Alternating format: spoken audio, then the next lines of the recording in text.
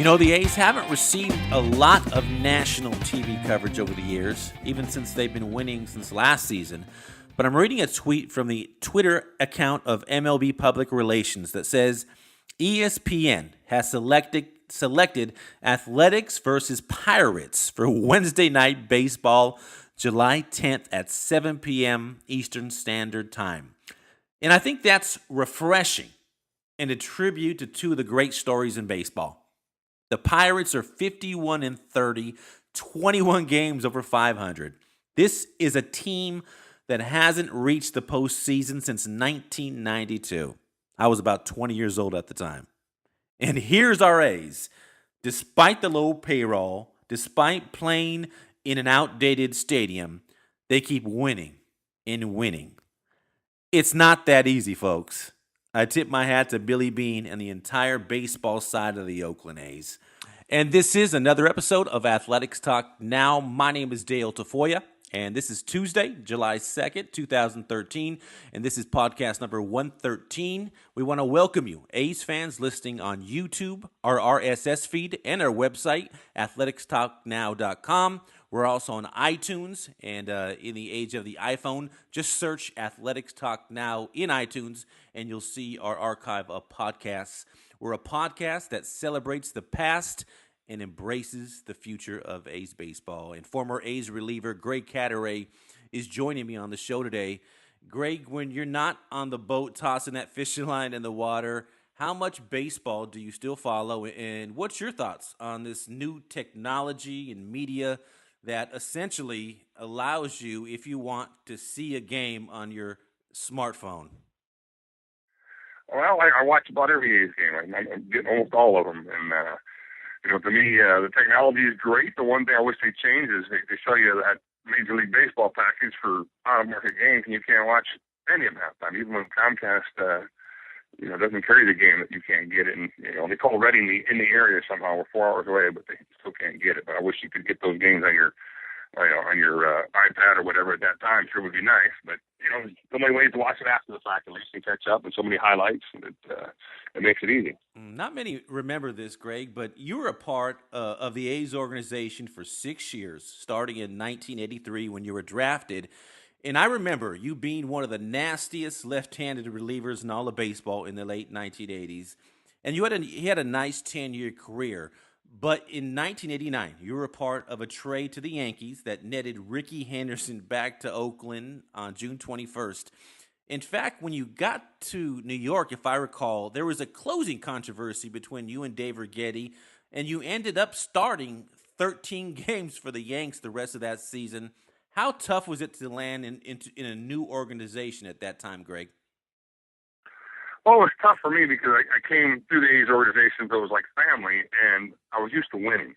And it's funny to hear people hear you say that about the Yankees nowadays, but back then they were struggling. They weren't winning. I went from winning 3 minor league championships on top of going in the World Series in my first full year in the big leagues in '88, and being whatever we were 8-9 games up in the first place at the time I got traded, to going over there where they were struggling, where I went through 4 managers and 5 general managers in the 4 years I was there. George Steinbrenner was suspended for a couple of years while I was there too. So it was kind of a tumultuous situation. So that was tough. And there was a lot of the media stuff there too, where, I was never going to be the closer there. Righetti was the closer, but they laid it out there. George would try to think he was going to inspire Righetti. So in spring training, they say, you tell me you're going to be the closer. And I don't know how to handle that coming out of Oakland with, maybe 5 TV cameras or 5 reporters and 1 TV camera as compared to, 15, 20 reporters every day and 5 TV cameras. You just told them, well, this is what they told me, and, you're getting crap for it. But, so that was tough, and my job over there switched so often as it usually works when a certain general manager trades for you. He wants to make the trade look good, so he's going to be in your corner. Well, I was there for 2 months, and we had a new general manager, a new manager. Went from Dallas Green, who, they gave me an opportunity to start. I started in the minor leagues for the A's, all but my last year in the minor leagues, and not at all in the big leagues for Oakland, but it was something I knew how to do. And I ended up leading the team in complete game. I taking no hitter in the 8th inning in my second start in the big leagues, and then looking like I was going to start the next year and come to spring training and tell you, hey, you're our second best starter, but we got 6 or 7, and the rest of them can't relieve, so you're going back to the bullpen. So it was a tough situation all around. I didn't necessarily handle losing very well. I didn't know how to accept that, and having so much success in my career, so it was kind of took a while to adjust back there. And how did you? I almost forgot you were a starting pitcher till I looked up your stats this morning. Did you enjoy starting more than being a reliever out of the pen, Greg?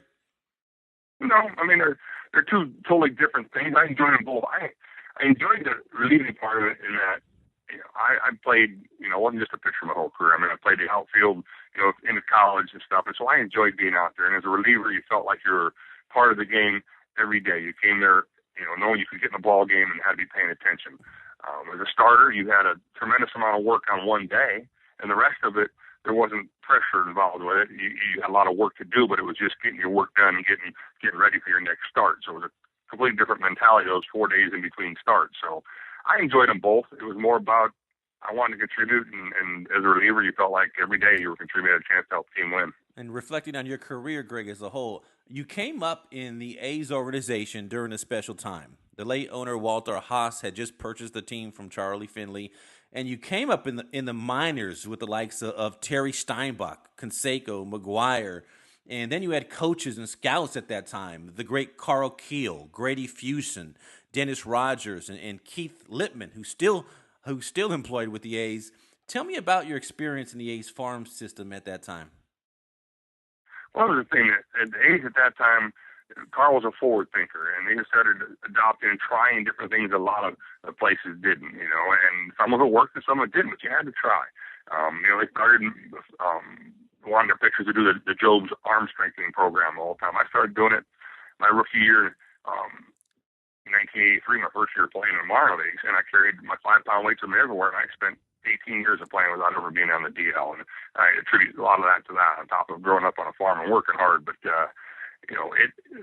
were great that way. Keith Lippman was my AAA manager, and he's been there for 30 years now and done a fantastic job with the A's minor league system. Grady's still around. He was a scout at that time, and he used to come in after the draft, and he would help coach in Modesto. George Mitterwald, our manager, and Grady would come in and help out for a few weeks and get to know those guys. So that's the thing. Your first organization is more like family to you because you know everybody from top to bottom. You know the scouts, you know the front office people you're dealing with, and you're a poor broke kid just trying to learn the ropes. As compared to after that, you only know people at the major league level. You don't know the whole organization usually like you do your first one. So the A's have always been special to me for that. And I believe you were in Modesto in 1984, the Modesto A's, when the A's landed a first-round draft pick, Mark McGuire, and I believe he played, the last final month with Modesto at that time. Yeah. Matt came over after they ended up not winning the gold medal, taking the silver, and baseball is kind of irreverent. So when he got there, they had a Copenhagen lid on athletic tape, with a looking like a silver medal in the locker, saying, "Don't be afraid to bring home the gold, buddy." And before he even got to know the guy, But at that time, Mark was playing third base for it. They were trying to see if he could play third. He had the arm for it, and they were trying to find out if they could play him at third base. They had from Jose Tolentino and then Robbie Nelson in the minor, a couple first base, when they thought you might be able to get them all in the field at the same time. Canseco was there too, and we got Walt Weiss next year, Terry Steinbach, my roommate in rookie ball in Medford, and so it was a great group of guys to come up with. And for many listeners who don't know, Greg, you played alongside Mr. Moneyball himself, Billy Beane, in 1989 before you were traded. Beane, of course, was a part-time player at that time with the A's. What was he like as a player back then, and how surprised are you to see what he's doing as a GM in the front office?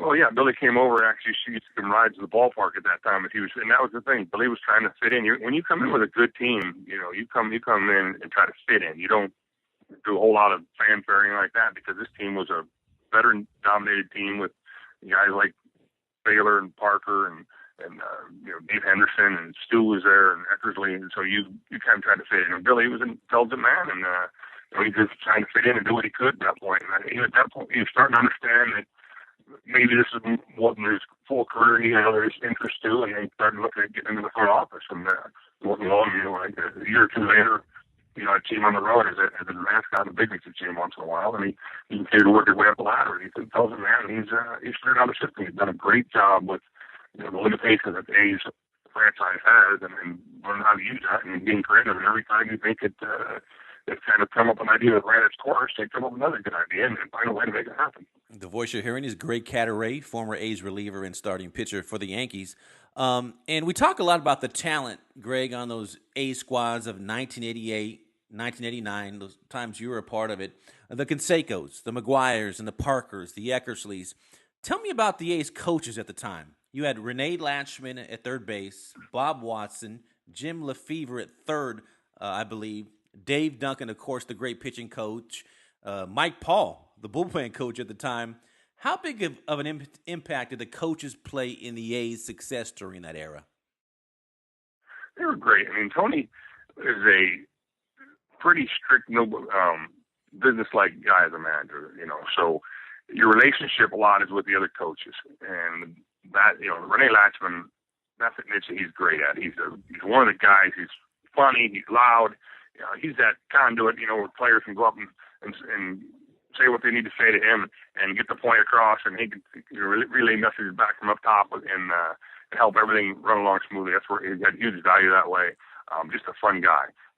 Dunk understands as a pitching coach how to put you in the best situation, how to analyze hitters, and he just had a great program every time on how to break down a hitter and how to pitch to him and stuff. So Mike Paul was just riding herd on the animals down in the bullpen, which is kind of what you do as a bullpen coach. You turn a blind eye to something, so you got a lot of extra time to blow off down there, and other times you got to rein the boys in a little bit. And we had an interesting mixture of young guys, and Todd Burns and Eric Klunk and myself down there, and Dean Nelson kind of in the middle, and Eck and Rick Honeycutt kind of showing us the rope. My first year, Jay Howell, who was a great guy down in the bullpen too. So all these guys. Dave McKay was, one of the first guys to get into weightlifting and moving the A's in that direction, getting the guys to understand the work that need to be done, getting up in the morning and getting your lift in and stuff like that. And Jimmy Lefevre there my first year. So Tony put together a veteran crew that knew what they were doing, and great organization, and everything was real structured for us. And I talked to Dennis Eckersley last week on the show, and as you mentioned, Jay Howell, the former A's reliever in the 80s, and he said he wouldn't have had a shot to be a closer if Jay Howell wasn't injured at the time. And you have to wonder, would Eck's career take off as a closer if he never had a shot to close in Oakland when Howell was injured in 1987? Well, that's the thing. To be successful in the big leagues, for the majority of guys, things have to fall right. I mean, you have to get the opportunity. There's some guys that are going to get the opportunity no matter what because they're just that good, but things have to fall right a lot of times. And him landing with the A's, number one, with Tony having the foresight to go to more of the one-inning closer, which was hugely beneficial for Eck, and Eck throws strikes the way he does. Jay, the year before, I felt bad. He was a great guy, and the A's had the All-Star game my rookie year, and I believe the MHC All-Star game, he was getting booed by the A's fans. He struggled a little bit, and the fans don't know what goes on behind the scenes. Jay had a bone chip in his elbow, and he'd throw a pitch sometimes, his elbow would lock out. He'd turn around the mound, get the rosin bag, and he'd be playing with his elbow, and guys don't realize, people in the stands don't realize he was trying to move the bone chip, and he'd get his elbow unlocked, and he continued to go out there. He was a workhorse.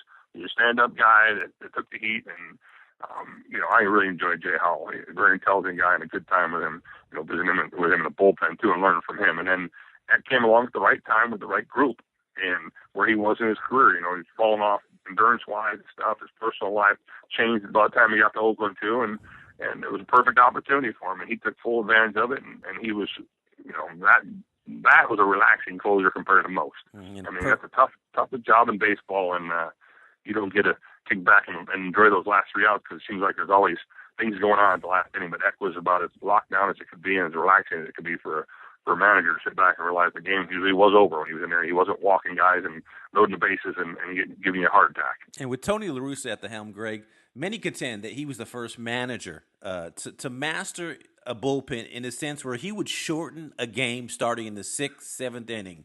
If the A's had a lead in the 6th inning, he'd bring you in, Honeycutt, G. Nelson, and then Eck, and the game was essentially over in the 7th inning.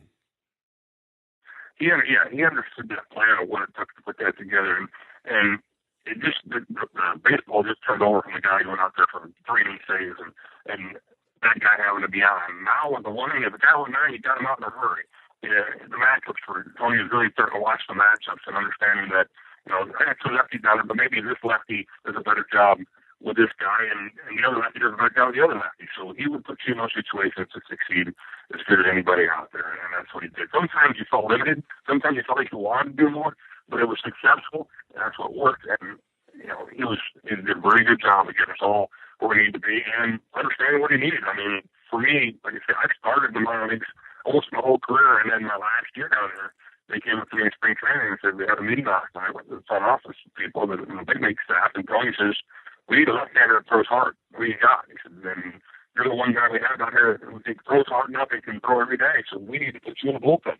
And it's going to make a difference in and get you the big league quicker." And I was a little disappointed that time. I had gone 12-5 or something the year before, and I was going back to Double-A for the third year, and I was not real happy about that. And then all of a sudden I'm closing, and 3 months later I'm in the big leagues because he knew what he needed, and the organization worked in step with each other to make sure if we have something down that he needs, we're going to do everything we can to develop it the way he wants it. And that's very nice when the organization works from top to bottom. The minor leagues and major leagues aren't separated.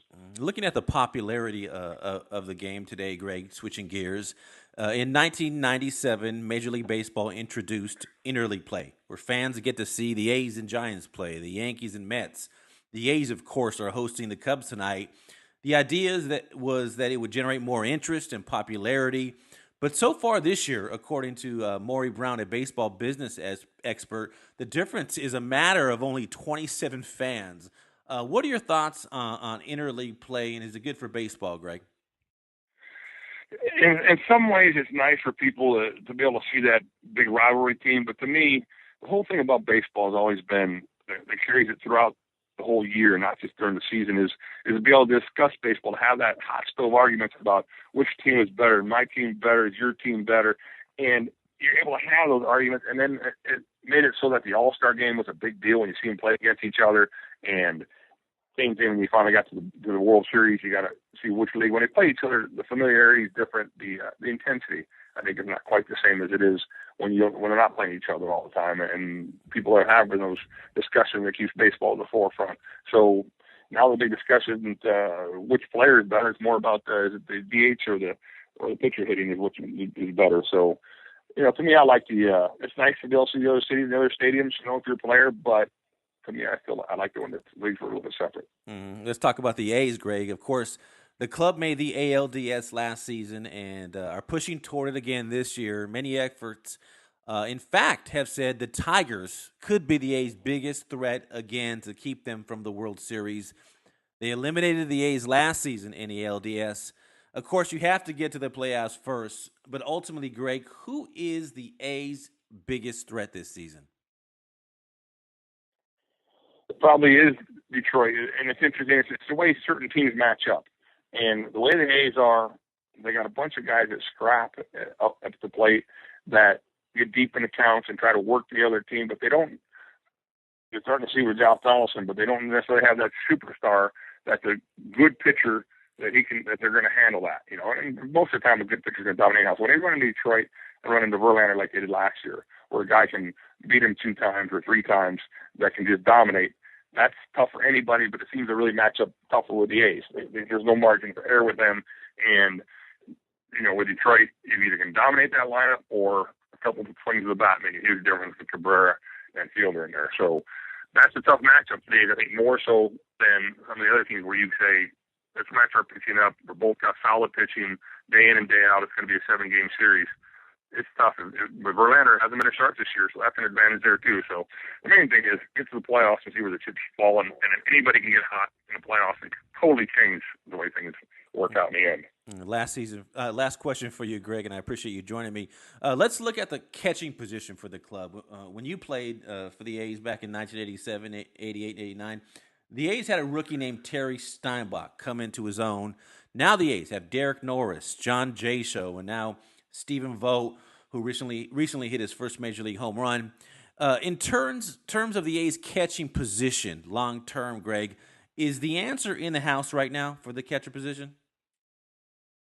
I hope so. I think Derek Norris is the answer. I like everything he does behind the plate defensively.